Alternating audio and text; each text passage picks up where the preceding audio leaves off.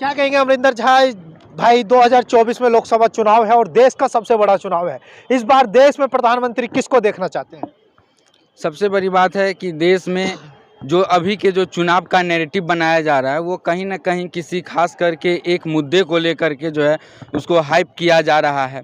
अगर देश की मुद्दा अगर देश का चुनाव है तो देश की जो असली नीड्स है, जो बेसिक नीड्स है, रोटी कपड़ा मकान रोजगार भ्रष्टाचार महंगाई, तो इस सब से कहीं ना कहीं मुक्ति पे शिक्षा के जो आज जो 45 साल में सबसे ज़्यादा बेरोजगारी की जो स्थिति है, तो वैसे सिचुएशन में कहीं ना कहीं इलेक्शन जो भी मतलब इस मुद्दा पर होना चाहिए।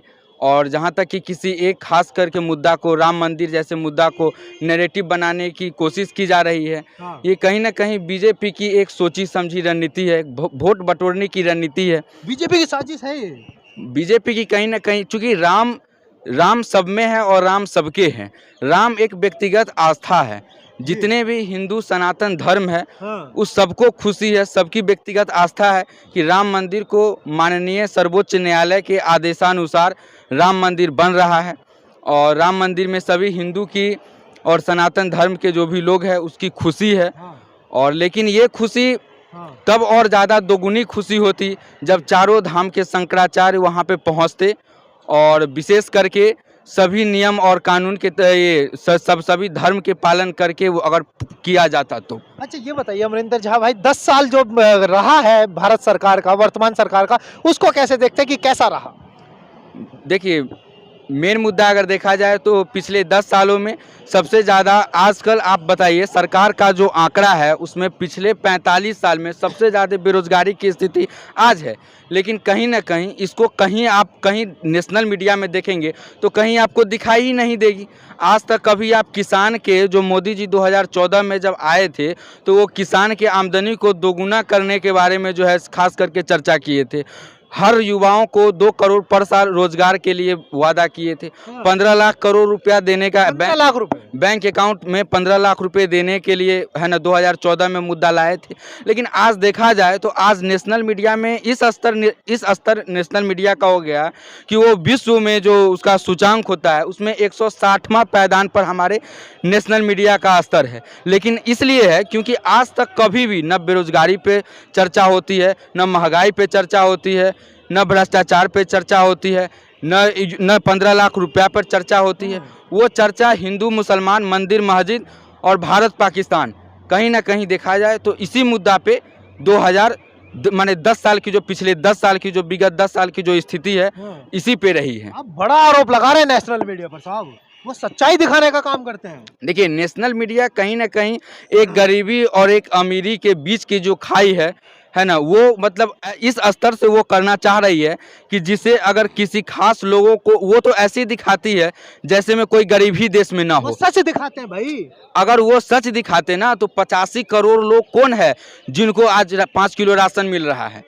अगर देश की स्थिति उतनी ही अच्छी होती तो 85 करोड़ कौन लोग हैं जो 5 किलो अनाज लेते हैं।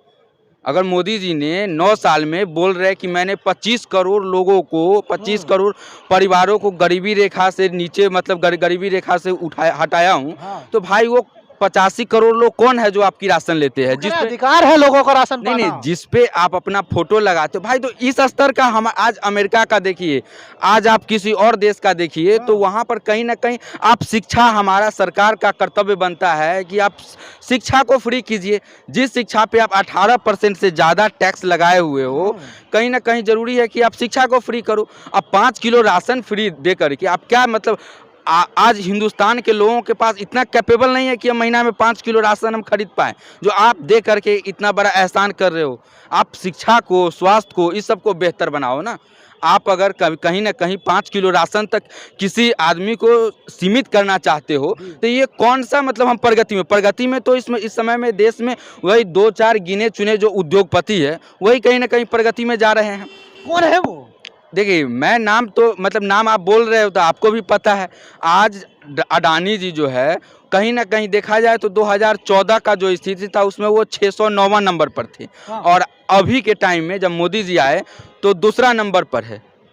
विश्व के दूसरे सबसे अमीर व्यक्ति में अडानी जी का नाम आता है। तो इसमें मोदी का हाथ है क्या? नहीं, तो आप मुझे ये बताइए ना कि आज देश में कहीं ना कहीं देखा जाए तो जितने भी संसाधन है देश के है, चाहे वो रेल है, चाहे वो सी पोर्ट्स है, एयरपोर्ट्स है, पोर्ट्स है, उसके बाद में कोयला हो गया, अडानी बिजली है ना, पावर प्लान हो गया, ये कहीं ना कहीं देखा जाए तो नियम और कानून को तख्त पे रख करके सारा के सारा किसी खास पूंजीपतियों के हाथ में दिया जा रहा है। देखिए, कोई भी पार्टी हो, चाहे मैं खुद व्यक्तिगत हूँ, किसी उद्योगपति को कभी भी आप क्रिटिसाइज करके आगे देश को नहीं ले जा सकते हो, लेकिन आप किसी खास उद्योगपति को लेकर के जिस उद्योगपति के लेकर के आप हर चीज़ उसी को हाथ में दे रहे हो, हर नियम और कानून को तख्त पे रख देते हो। अडानी जी के लिए देश का कानून तक बदला जाता है, अडानी के लिए, और उसके बाद जो है उनको हर संसाधन पे उनका कब्जा होता है कहीं ना कहीं। आज कहीं ना कहीं देखा जाए तो विपक्षी ये सवाल भी लगातार उठाते हैं, जिसमें आपके प्रमुख जो आवाज़ उठा रहे हैं वो राहुल गांधी जी है।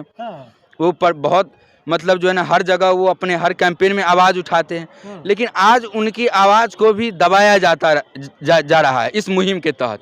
जो खास करके देखा जाए तो अडानी और अंबानी, ये दो ऐसे उद्योगपति है जिसके हाथ में देश का आप जो भी चीज़ देखो ना, आज देश में 3 कृषि कानून लाया गया था, वो भी कहीं ना कहीं अडानी जी के लिए लाया गया था। आप कहिएगा उसमें ऐसा क्या था कि अडानी जी के लिए लाया गया था? तो उसमें सबसे मुख्य बात जो है ना, वो हमारे देश में जब जवाहरलाल नेहरू जब सबसे पहले प्रधानमंत्री बने थे तो यही लाए थे कि आप देश में जो भी कृषि का सामान है, चाहे वो गेहूं हो गया, चावल हो गया, आप स्टॉक करके नहीं रख सकते हो। लेकिन अडानी जी के लिए कहीं ना कहीं स्टॉक का जो सिस्टम है वो इसमें संचालित हो जाती। अगर 3 कृषि कानून अगर चालू अगर रह जाती तो सरकार अगर इसको किसान के दबाव में आके वापस नहीं लेती। तो बार बार आप अडानी पर फोकस कर रहे हैं। भाई, अडानी भारत का व्यक्ति है। आप एक उदाहरण लीजिए, आपने बात करी अमेरिका की, अमेरिका के बिल गेट्स हैं, तो अगर अमेरिका के लोग बिल गेट्स का कभी विरोध नहीं करते, जैसे आप तमाम लोग अडानी का विरोध कर रहे हैं? नहीं, तो मुझे आप बताइए कि तमाम लोग जो है आज जो है सो टेस्ला के भी है, ये क्या नाम है, एलन मस्क है। तो कहीं ना कहीं टेक्नोलॉजी क्षेत्र में आगे है, और हमारे अडानी जी है इंफ्रास्ट्रक्चर एंड कमोडिटीज़ में पूरे दुनिया में दूसरा नंबर पे है। तो भाई आप बताओ ना, जो व्यक्ति 2014 में 609वां नंबर पे था, वो अचानक दूसरा नंबर पे आ जाता है। मेहनत की है ना उसने। अरे मेहनत की है, लेकिन उसके अलावा आज देश का आप देखो ना, देश का जितने भी सरकारी संपत्ति है जिसको आज प्राइवेटाइजेशन किया जा रहा है, वो खासकर अडानी जी के हाथ में क्यों दिया जा रहा है? मैं इसके विरोध में हूँ।